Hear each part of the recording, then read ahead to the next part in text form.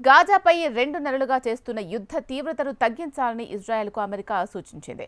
ఇక నుంచి గాజాలో సామాన్య పౌరుల ప్రాణాలు పోకుండా చూడాలని అమెరికా అధ్యక్షుడు జో బైడెన్ ఇజ్రాయెల్ ప్రభుత్వాన్ని కోరారు.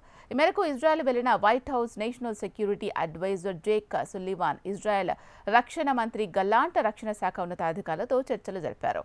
నేను ఇజ్రాయెల్ ప్రధానమంత్రి బెంజమిన్ నెతన్యాహుతోనూ మాట్లాడాను. గాజాపై యుద్ధ తీవ్రతను తగ్గించి ఉగ్రవాదులు టార్గెట్గా మాత్రమే దాడులు చేయాలని చెప్పారు.